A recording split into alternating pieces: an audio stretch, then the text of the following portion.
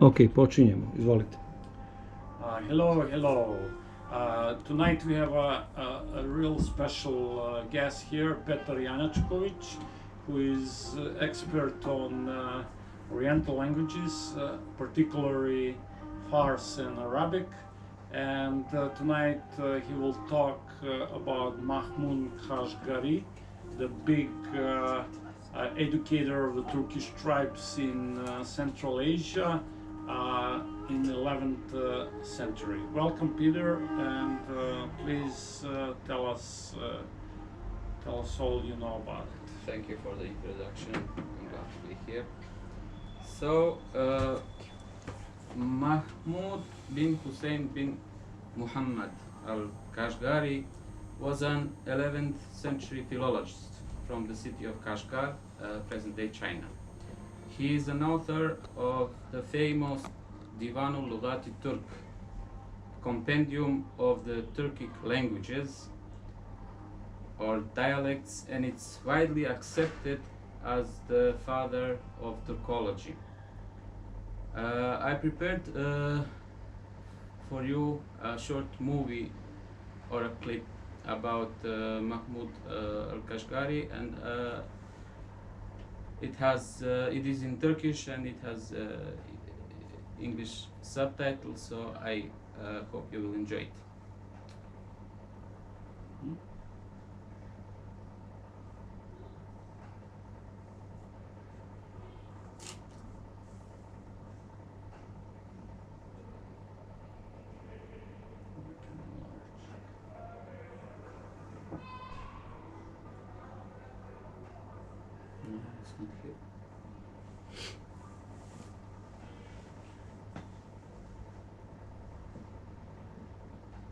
That's it.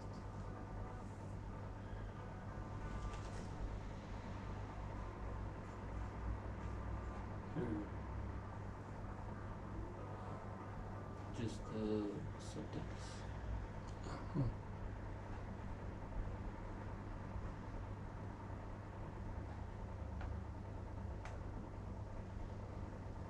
Titles. Okay. Do we have the tone? Yeah, so please enlarge the picture.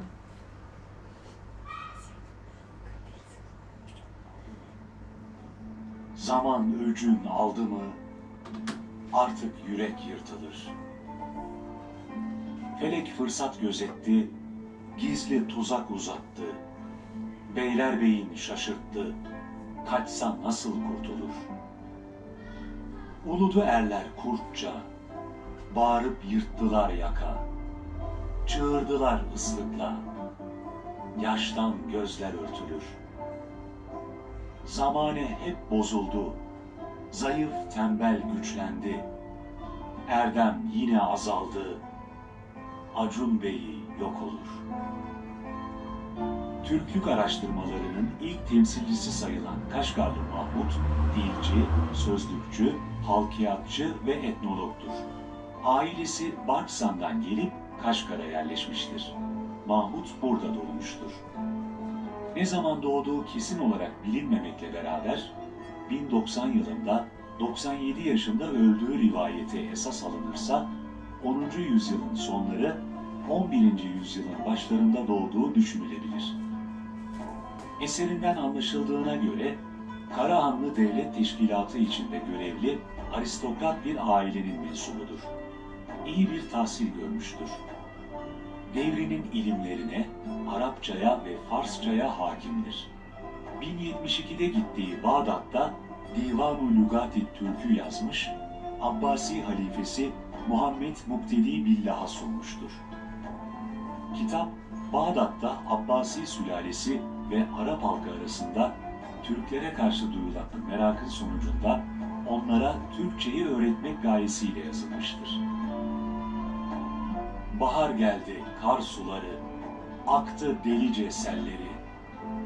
Doğdu seher yıldızı, dinle sözüm, gülünmez. Çıktı bulut, gürlüyor, yağmur dolu yağıyor. Rüzgar onu sürüyor, nereye gider bilinmez. Kurt kuş hepsi dirildi, erkek dişi derildi. Bölük bölük dağıldı, artık ine girilmez. Türlü çiçek yarıldı, ipek döşek serildi. Cennet yeri görüldü, soğuklar geri gelmez. Kaşgarlı, Hakaniye lehçesiyle Uygur, Oğuz, Kıpçak, Türkmen, Kırgız, Çiğil, Yağma, Argu ve diğer Türk lehçelerini bir araya getirdiği eserine Dīwān Lughāt Türk, yani Türk lehçelerinin sözlüğü adını vermiştir. Kaşgarlı, kelimelere eserinde yer verirken boylar arasındaki söyleyiş farklılıklarına da dikkat çekmiştir. Dīwān Lughāt Türk, Türkçenin hafızasıdır. Türklerin ulusal takviminin tarihçesinden türlü hastalıkların tedavisinde kullandıkları ilaçlara, Oğuz damgalarından Türk dokuma ve el sanatlarına, at yetiştiriciliğinden tarıma, Türk hukuk düzeninden devlet yönetimine kadar yüzlerce konuda bilgi içeren ilk Türk ansiklopedisidir. Bugün Türklerin Orta Asya'daki sosyal hayatlarına ait bildiklerimizin birçoğu Kaşgarlı'nın çabaları sonucu bize ulaşmıştır. Destanlar, atasözleri, şiirler, giyim kuşam tarzları, anlayış farklılıkları gibi. Kaşgarlı Mahmud, Opal'da kurduğu medresede 10 sene kadar müderrislikte bulunduktan sonra 1090 yılında 97 yaşında vefat etmiştir. Kabri, medresenin yanına yapılan türbede bulunmaktadır. Hakan otağı kuruldu, tuğ dikildi, kös vuruldu. Düşman ot gibi biçildi, bey benden nasıl kaçar? Erler yaman kabarır, öçle, kinle bakışır. Sakal tutup çekişir, göğüsler ateş tüter. Alpler yaman vuruşur, sırt verilir, güç birleşir. Övgü övgüye karışır, ölümü unutur, ok atar. Öfkem gelip uğradım, arslan gibi kükredim. Alpler başın doğradım, şimdi beni kim tutar?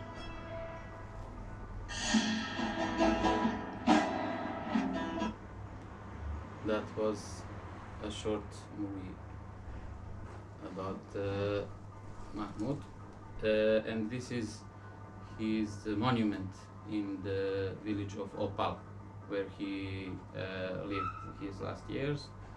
It is, as we said, in close to Kašgar in today's China. So Mahmud Kašgari was, it is not, as we saw, it is not well known when exactly he was born. Dates vary, 10 years before or 10 years later. Officially, it is accepted that he was born in 1005 and lived until 1108. At least that is what is written on his grave. Anyway, he was born in somewhere in the beginning of the 10th and died at the end or the beginning of in the beginning of 11th and died somewhere between in the beginning of 12th century. So he was born in an aristocratic family in that held a position in Karakhanid dynasty. Karakhanid dynasty was a Turkic Mongolic dynasty that ruled in Central Asia. They are among the first, if not the first, Muslim dynasty, Turkic Muslim dynasty in that part of the world. It is interesting that because of his work and his immense importance for the culture of people of Turkic people of Central Asia. There are many stories about Mahmud Kašgari, about his life, not necessarily with any historic value, but it is just interesting to know how people appreciate what he did. So one of the stories is about how his parents met. It is also about a toponym, a place name, somewhere in Kašgar. The place is called Oy Chulpan, and it is about his father, Hussayn, and Ehram Shah, that is more like imagined personality. It is not historic, but it was in the folk tales. He is king of the Shah or Khan of Karakhanid state, and his youngest son, Hussayn, Mahmud's father, went hunting. So one day when he was hunting, he saw a deer, and he launched his arrow, and he struck the deer. So the deer fled, and he went after him. In stories of people in Central Asia, usually after that the hero or the protagonist meets a saint, or he meets a very important person that changes his life. In this case, it was a girl. So he went there and he saw Bibi Rabia. It is Mahmud's mother, and after seeing her and how beautiful she was, he said, "Oy Chulpan." It's like there is a star. Chulpan is the name of Venus in Turkish language. So there is a star on the field. Oy or ov. It should be Ovada Chulpan var. So it is how his parents met, and he was born, as we said, to this aristocratic family. So what about the Karakhanids? Karakhanids were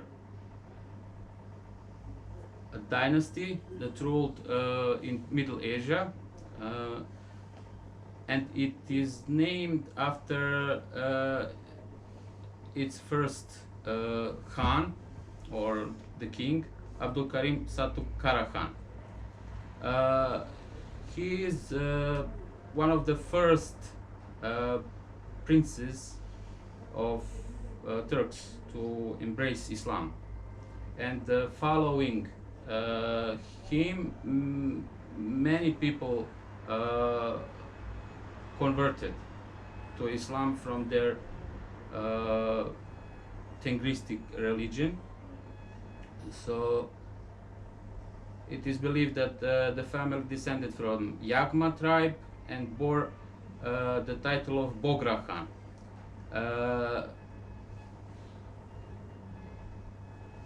Their title, Tamgach Khan, the title of the rulers of Karakhanid, is very interesting, because this word, Tamgach,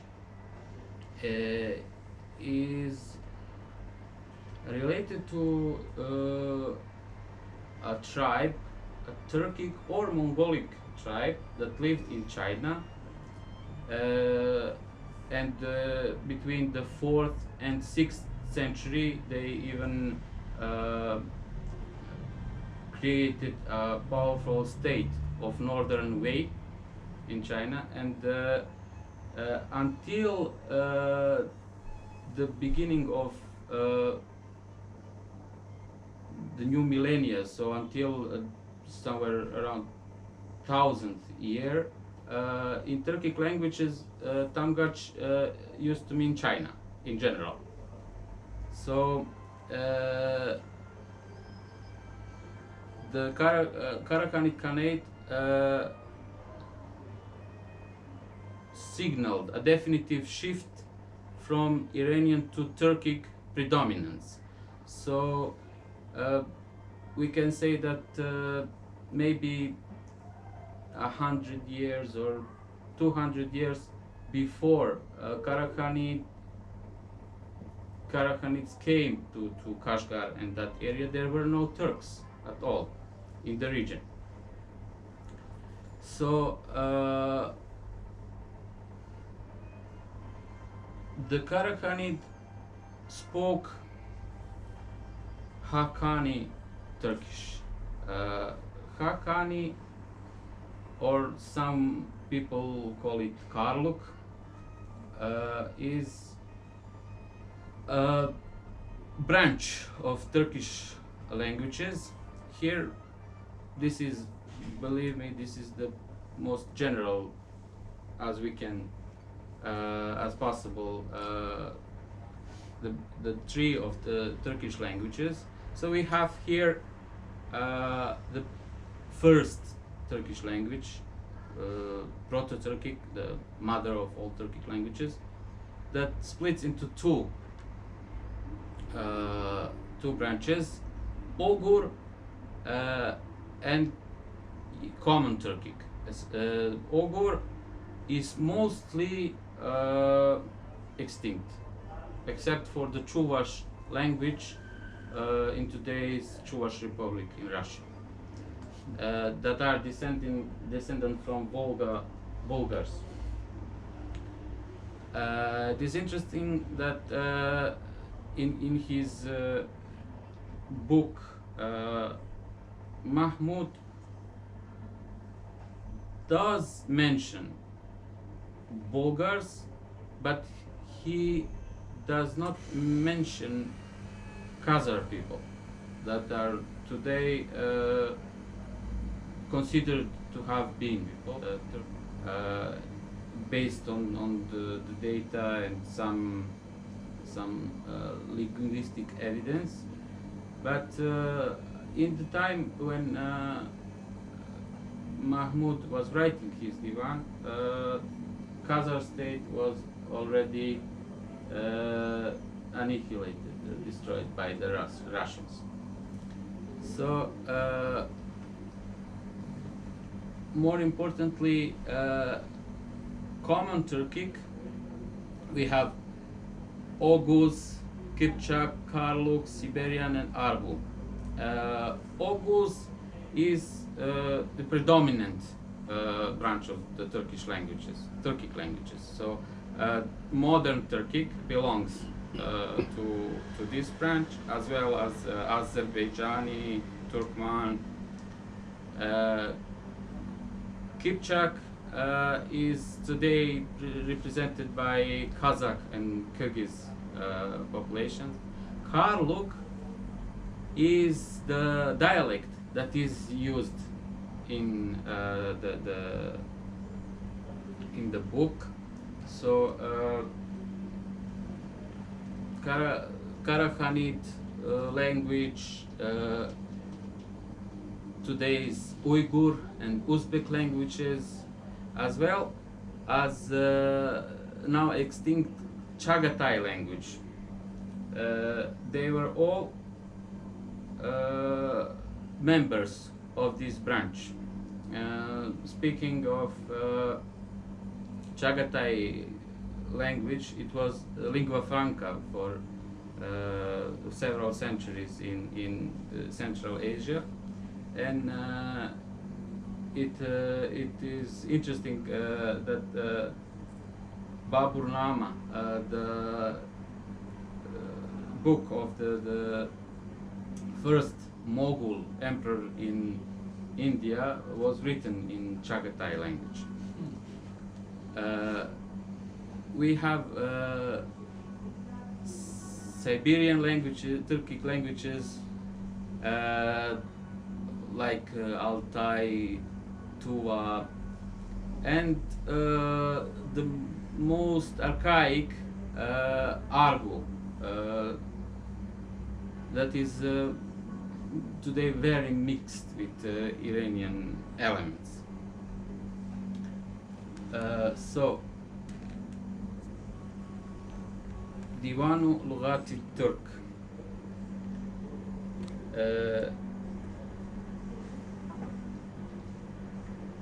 We talked about the Karakhanids. They are very important. So Mahmud al-Kashgari was related to the ruling family of the Karakhanid Khanate, and it is most probably it was the reason why he fled Kašgar.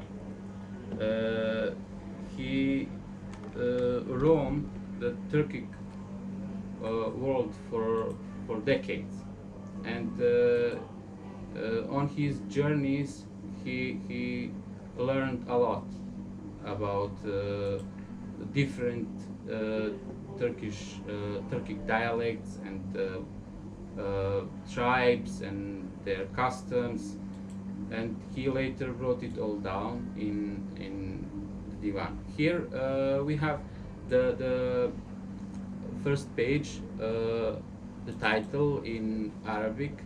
So the book was written in Arabic. It is 11th century. The language of science and writing is Arabic, and the book was intended for Arabic audiences. So we can now talk about why Mahmud decided exactly at that point of his life to write a book, to write this divan. We told that Karakhanids were powerful in the east, while Oghuz were powerful in the west. In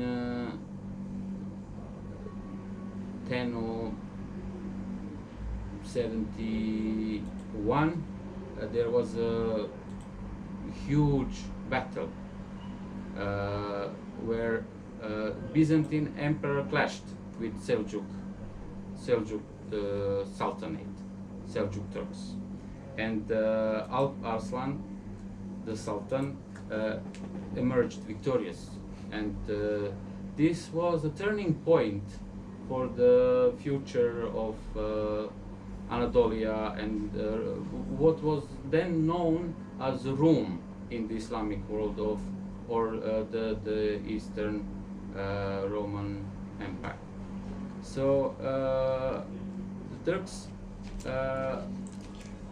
have in their eyes become the rulers of the world, the known world, or at least the most powerful nation. So the motivation was to write a book that can help people learn Turkish language, because this is the language of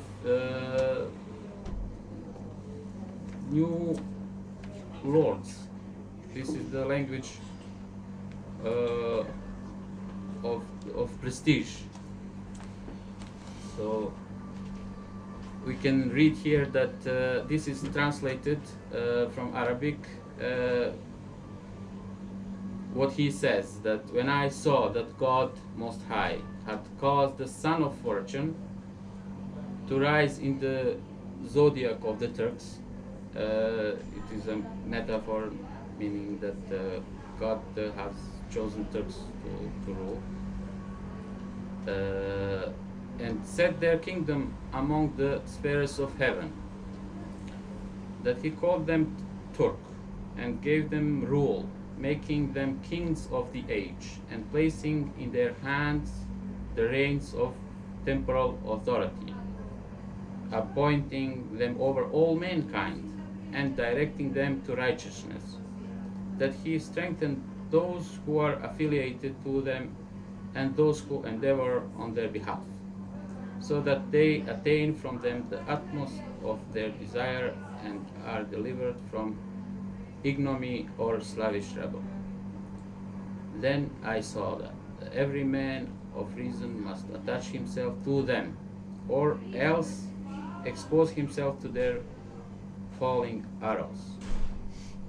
And there is no better way to approach them than by speaking their own tongue, thereby bending their ear and inclining their heart. And when one of their foes come over to their side, they keep him secure from fear of them. Then others may take refuge with him, and all fear of harm be gone. So this is how he sees the current situation in the world. And you know that in the Islamic world, the hadith, the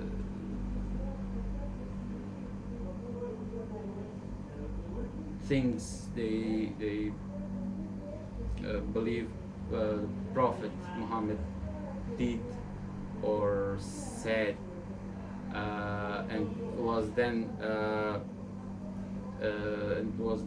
written down, and it was before it was written, it was passed from mouth to mouth, but from very respectable and reliable sources, so that the heretic that is mentioned in the hadith has specific value for the believers. So we read in the Diwan that Kašgari heard hadith. So he does not say who exactly said it. It is Imam of the people of Nishapur, but it is not enough. It is not a firm evidence. It is just to make his point that that someone heard that the Prophet, Messenger of God, told that people should all learn Turkish. Okay, so this is another reason why people should do it. And then, based on this hadith, he says, if God Himself chose Turks, and God Himself named them, and they are the God's chosen people, not from recent, but when God created these people, He named them and chose them to be His army, and to be at God's service whenever He decides to punish some nation for wrongdoings. So this is not anything new. We have this through history. We know that Attila, for example, was called God's whip. Attila, the whip of God. And later also many Muslim scholars were not at all surprised by Mongols, by the massacres. They called it the wind of God. This is the divine storm that should clear the sins of God's people. So even another cause, there is a story that all Turks, they originate from the Japhet, son of Noah. So we don't have this in the Old Testament, but it's again one another way to link the newcomers, because at that time Turks were the newcomers to the old world, the world of Old Testament and Bible. And so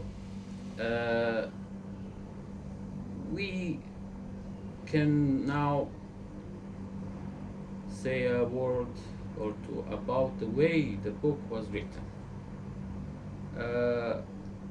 There were no,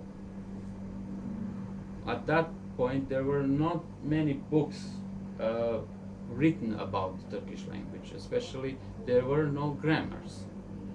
And we can say that Mahmud is the father of Turkish philology. Now his name is mostly connected or attached to his surviving work of the Dīwān Lughāt al-Turk, but there some people believe that he also wrote the grammar of the Turkish language, but it did not, it was lost somewhere, sometimes. You know, it is quite a miracle that we even have this book. So many manuscripts are lost. So he relied on Arabic philology to write his book about Turkish language. He relied on the way the Arabic lexicographers and grammarians were writing their books. So of course they were writing books about Arabic, and the Arabic is a Semitic language. It has a specific structure where you have the mostly three consonants for a radical, for a root, and then everything is based on that. So we see that Mahmud tried to put this idea to work, but on Turkish words and Turkish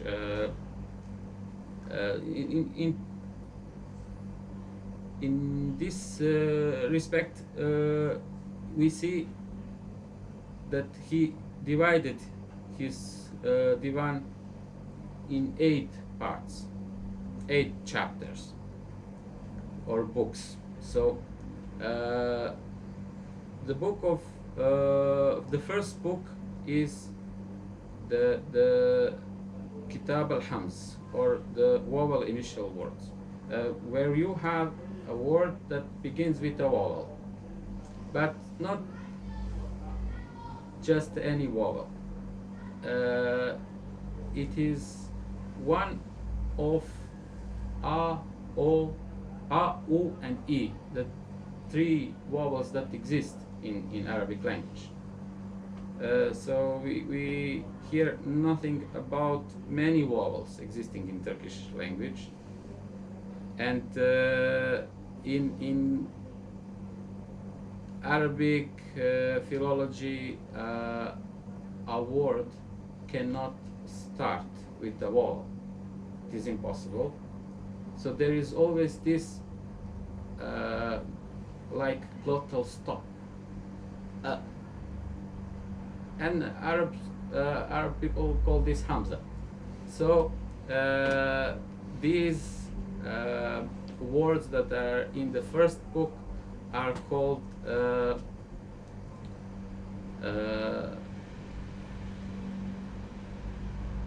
Kitab al-Hams, so the book of Hams. Second one is Kitab al-Salim, or sound words. People, so these words are beginning with the consonant and ending with the consonant. And the consonant should be sound consonant, where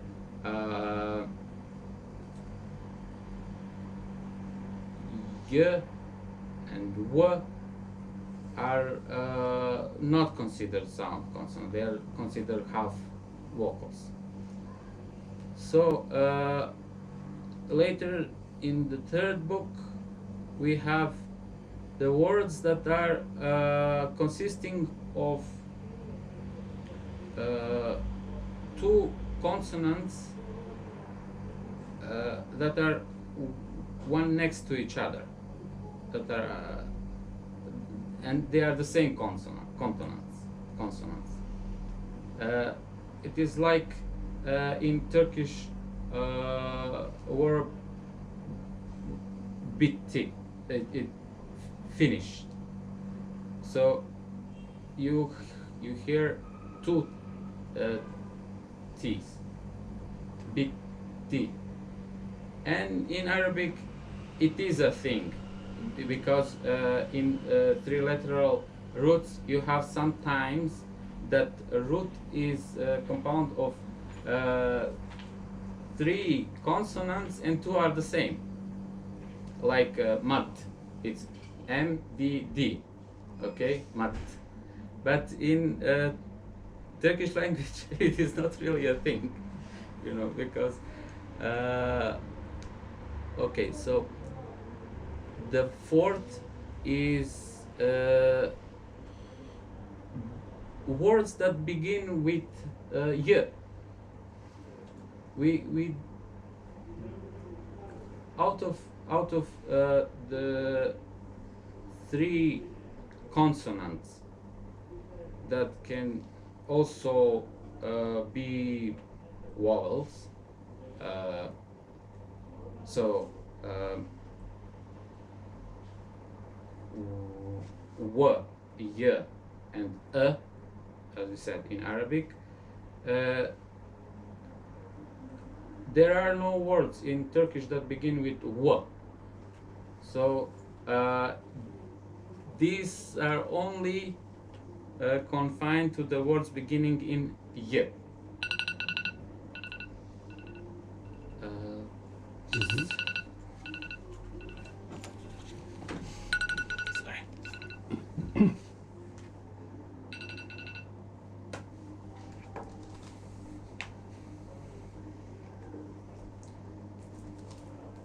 It is called Kitab al-Mithal. The next chapter is about words that have a long consonant, a long vowel in the middle. Like, for example,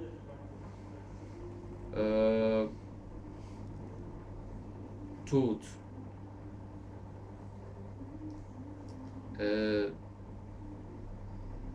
In Arabic philology, they are considered hollow roots. For example, you have a strong sound consonant in the beginning and strong sound consonant in the end, and then in the middle you have a half vocal, half consonant, y, w, or so anyway, Mahmud used it for the words that have a long consonant or are written with a long consonant in the middle. A long vowel, sorry, I'm a bit confused. This kind of classification is not typical even in Arabic philology, the one that Mahmud used, and there is only one book that is known that uses the same method, and very probably Mahmud looked up to this book when he was writing his diwan. It was the book of Abu Ibrahim Ishaq bin Ibrahim al-Farabi, and his book was called ديوان الآداب في لغة العرب. So it is the dictionary, the literary dictionary on the Arabic language. Next, we have the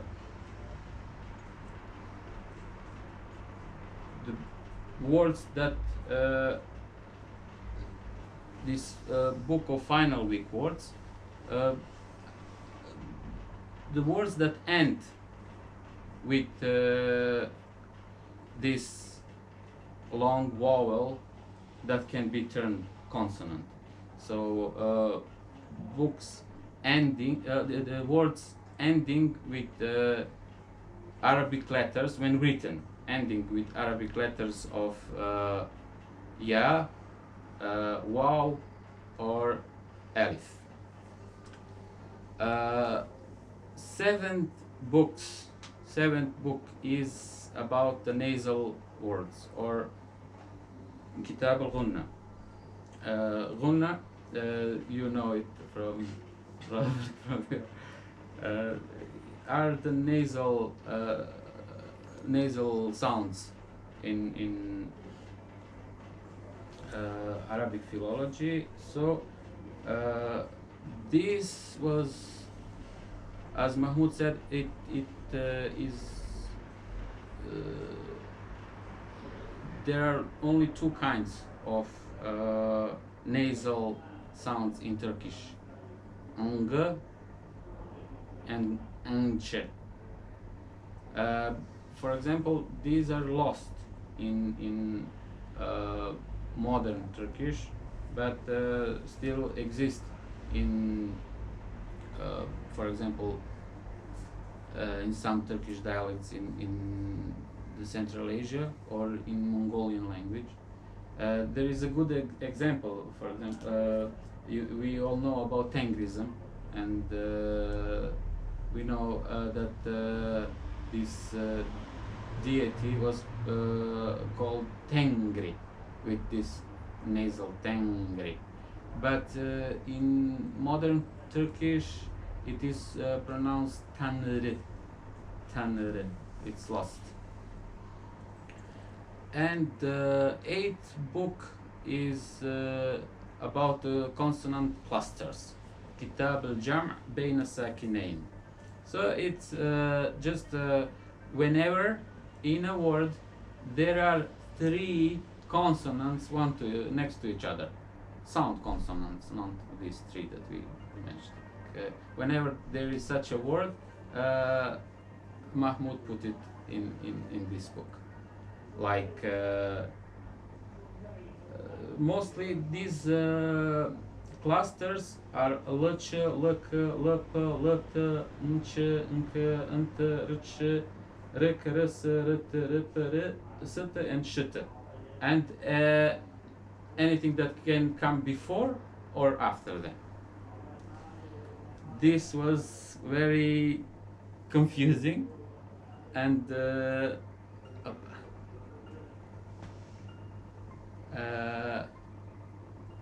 I think that trying to find a word in this diwan is not at all like looking for a word in a modern dictionary. So you have to be very familiar with the Arabic philology in order to be able to use. This shows, of course, that this book was intended for the Arabic audience and people who already knew Arabic, so and wanted to learn the Turkish language.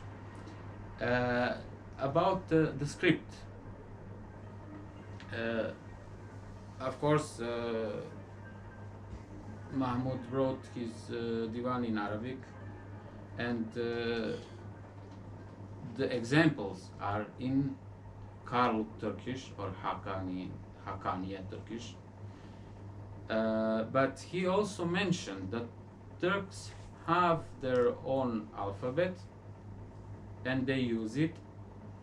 And we see here on the right, this is from the book, from Dīwān.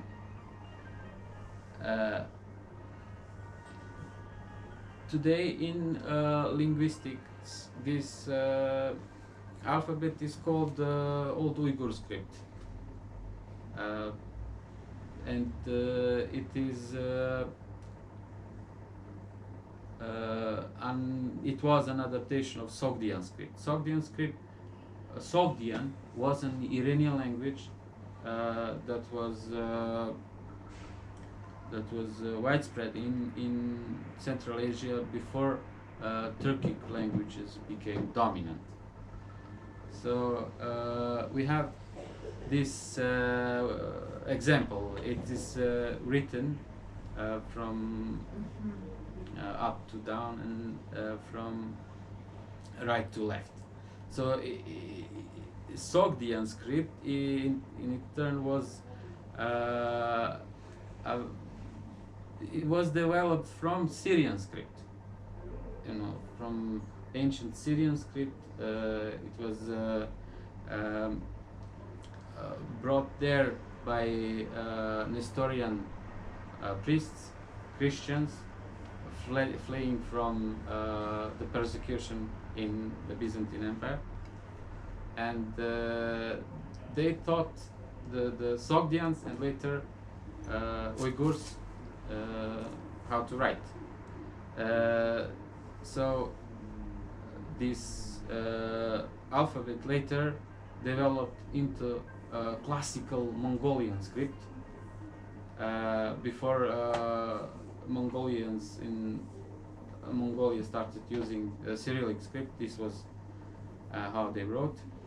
And also in the Qing dynasty China, this was the script of Manchu people, the ruling caste, ruling nation of the empire. Well, we came to an interesting part. We have this map. This is a map of the world. I think that Dīwān Lughāt Turk is the book that is most famous for its map. Whenever you hear someone talking about the Dīwān, you can expect that he will bring up this map or talk about the map. And no surprise, because it is very important.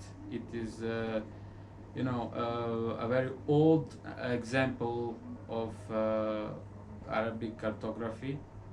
It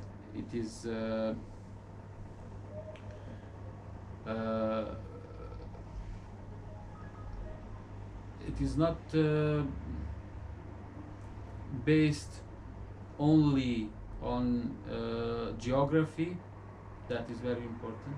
It is a first linguistic map because Mahmud put the names of the people based on the languages where their languages were spoken. So maybe this is the first linguistic map in history. We have it translated in English. So how can we read this map?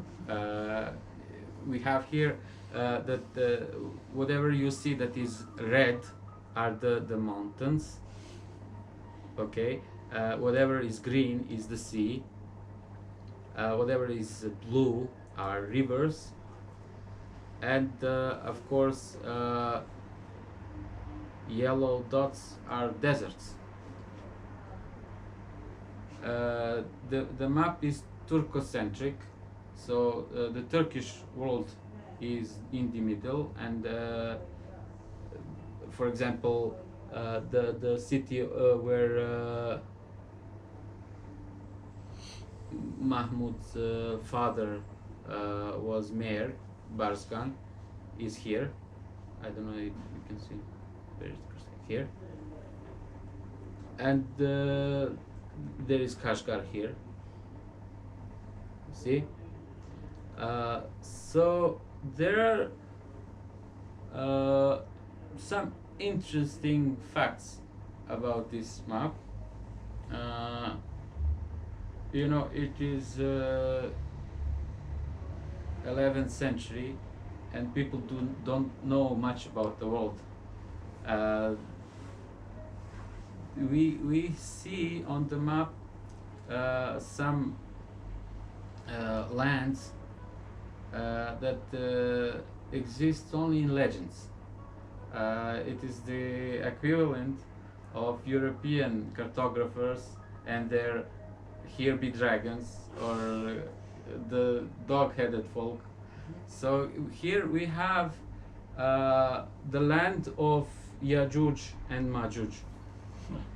Yajuj and Majuj are yes, Gog and Magog from the Old Testament, and this is not a mountain; it is a wall.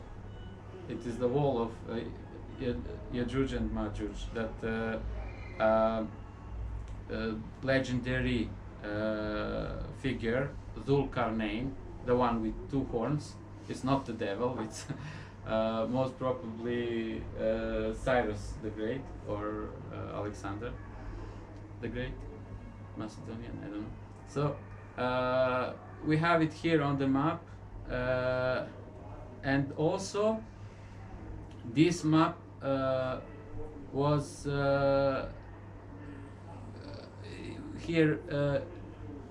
We have it is said that Nas live in these deserts.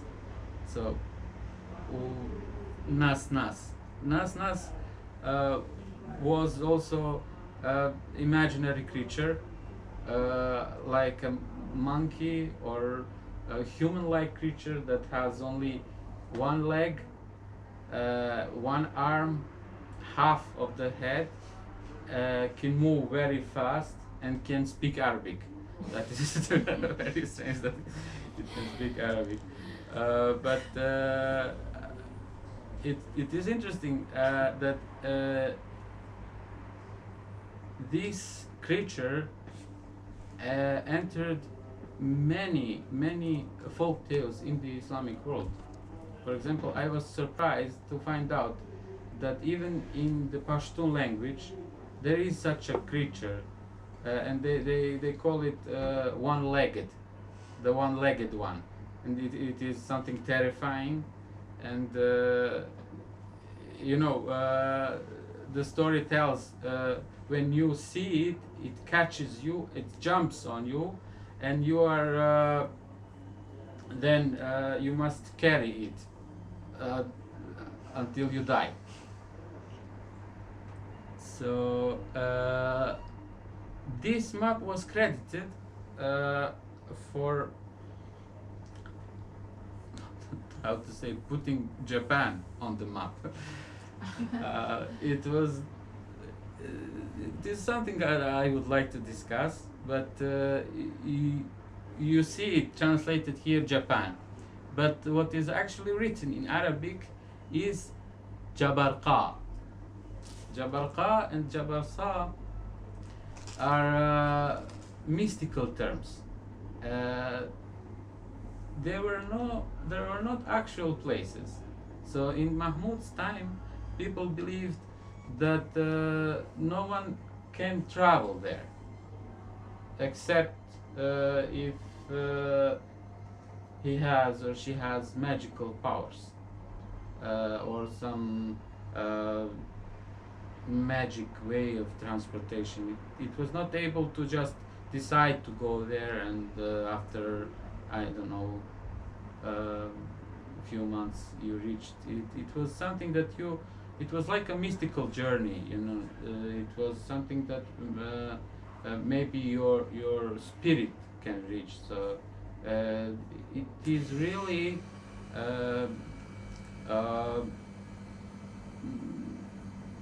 fairy tale like place where people it is said that it has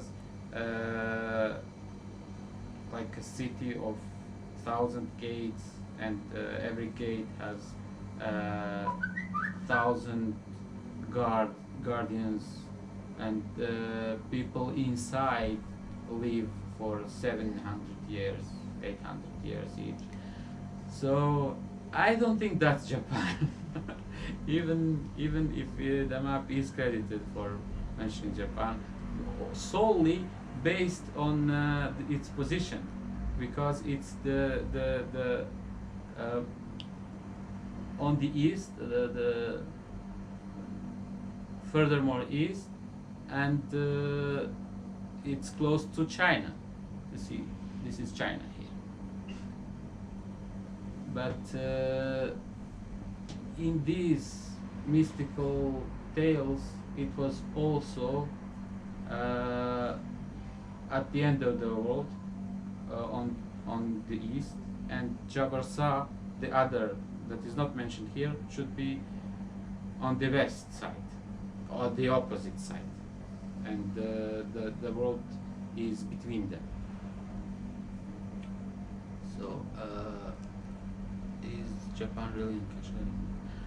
The book was dedicated to the ruling caliph. This is his name in Arabic: Abu Qasim Abdullah bin Muhammad bin al-Qa'im bi Amrillah al-Muqtadi bi Amrillah. So we don't know too much about him. He is one of those less known caliphs. We have here these coins, dinars, that Malik Shah, the Seljuk ruler of the time, minted, and wrote that the whole Seljuk Sultanate is under suzerainty of the Abbasid Caliphate. Of course, this was only formal, because at that point Abbasid Caliphate was no match for Seljuk power, and it is famous. Malik Shah is actually more famous than the Caliph. Malik Shah,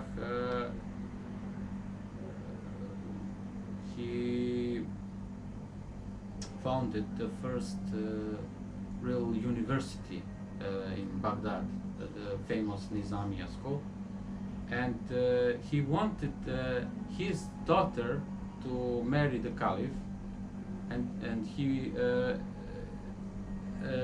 succeeded in that, and they even had the son, but this son did not become the ruler of the Abbasid Caliphate and the Seljuk Sultanate in one, as Malik Shah wished. So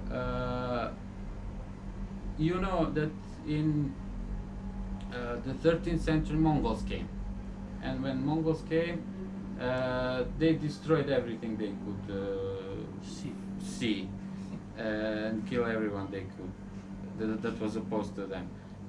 So when they came to Baghdad, the book that was in the court, so Mahmud gave it as a present to the Caliph. So the book, together with the Abbasid Caliph, moved from Baghdad to Egypt, to Cairo, and the book was mentioned to have been seen in the Mameluke court in Cairo in the 15th century, and then it was seen in Istanbul after the Ottomans conquered Egypt in 16th century. So the book was in Istanbul even in 17th century when the famous Ottoman scientist and encyclopedist Katip Çelebi wrote about it, and then it was forgotten. It was just forgotten. In the 18th century, no one knew where it was, and no one thought about it, most probably. So, in the beginning of 20th century, quite accidentally, famous Ottoman historian Ali Emiri Efendi found a book in a bookstore where an old lady came to sell it just because she needed some money, and she had no idea what the book was and how important it was. So he saw it, immediately bought it, and then gave it to his friend Ahmed Rifat Bilge. He is also known as Kilisili Muallim Rifat, and he was fluent in Arabic, and he worked as a translator and scholar. So he translated and edited the book so it could be printed in 1915. So that was it about the book. What happened to Mahmud Kašgari later? Mahmud Kašgari went back to his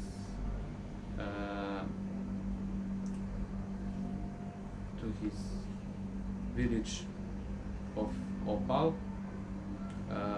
and he founded a school and started teaching. They say he taught for 10 years, and here, thanks to surgeons' travels to the place, we have a story. It is a folk tale about Mahmud and his how he chose the place where he should be buried. So we can read it together. It's not perfect English, just as mine, but it is an interesting story.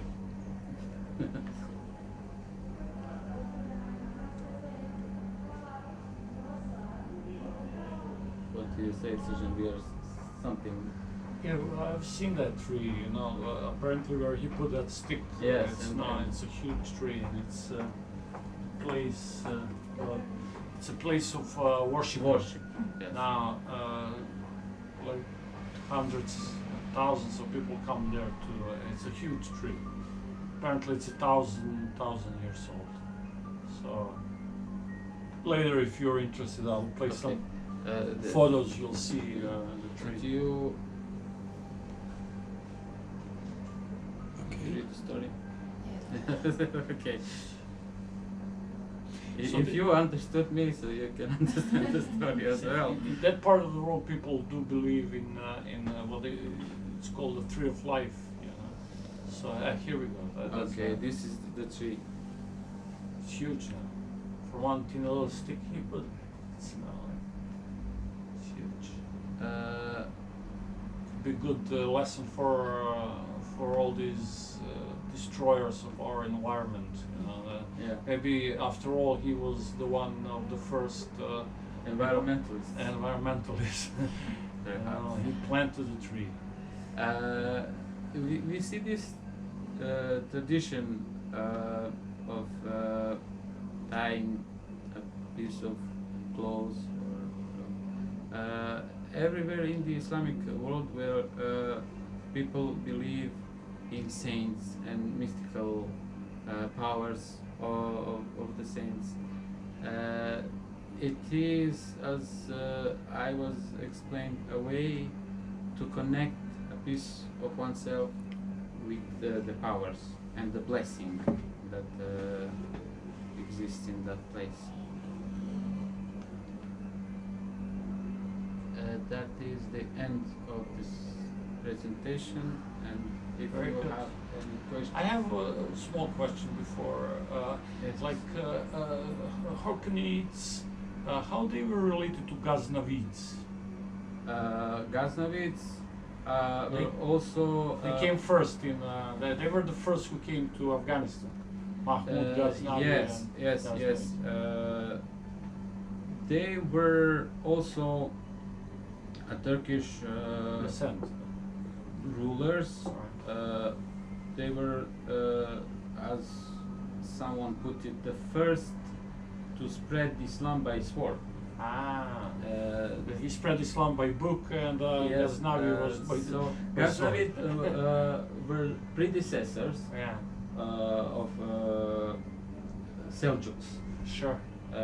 And Mahmud Ghaznavi was the first Muslim ruler to attack India and to conquer parts of India. So they were Oghuz. They were not Karluk like the Karakhanids, Mhm. like Mahmud and Kašgari, his family. And they are a very, very good example of how Turks rose to power, because the father or grandfather of Mahmud Ghaznavi was a slave, Yes. and then he became a soldier, and then he killed his Boss. boss, his, Simple as it is. Owner, actually. yeah, and took his place. So Sure. Mahmud Ghaznavi is the most famous of them, and we can say that he is ill-famous. Yeah, yeah. Why? The most Because a powerful, like a warrior type of but person. in respect to literature, he is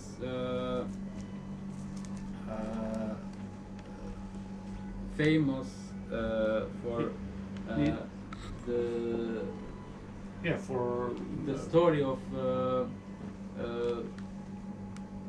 one of the great Nizami, no, Firdousi, Firdusi, Persian poets, that he was supposed to pay Yeah. for each Firdousi's verse Yeah. a gold, Sure. a And he gold gave silver. coin.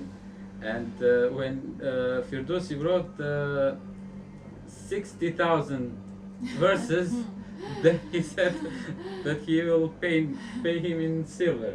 Yeah. So And Firdusi was very depressed, and he he was escaped. very disappointed. Yeah, yeah, He was he very escaped. disappointed. Yeah. Yes. He went to Baghdad, I think, with Buits. Yeah, Buits gave him shelter. He Yeah, was he not escaped. very fond of Arab. Yeah, he Arabs, was. so it is. Yeah, but Buits were Shiites who were running Baghdad for one period of time. Baghdad is still predominantly Shiite Yeah, city. yeah, but the Buits are the one who said, who actually left the caliph in the place, because basically they said our imam didn't come yet.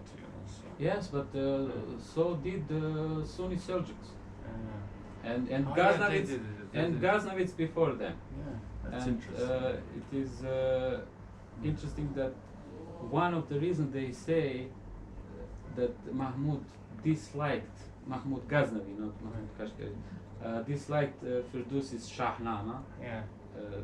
greatest epic in Yeah. Persian literature, is because Afrasyab. Yeah. We heard the verses on Alper Tonga in Turkish, or Afrasyab in Persian was a mythical king of the Turanians in Central Asia. So in Shahnama he is a villain, Yeah, more than Afrasyab is he is villain, the He didn't like hero. that, So yeah. he did not like Well, the his Shah- ancestors being portrayed in negative. Yeah, light. Shahnama is favorizing the Persians. Yeah. Of course, it is Yes. the book of kings. Whose kings? Persian kings. That's like me taking money from Tories and throwing a parties for liberal elements in England and inviting Tories to witness their own decay. So you know You that's know, not nice, but there we go. But you know, Turks had to pay respect Right. to the culture that was ruling. You know, they had the military power to conquer, but they were themselves conquered by the culture of peoples there. Sure. Right. Any questions? Meine Damen? No? It's totally new for me. So. Okay. Thank you. Wow. Okay. I'll please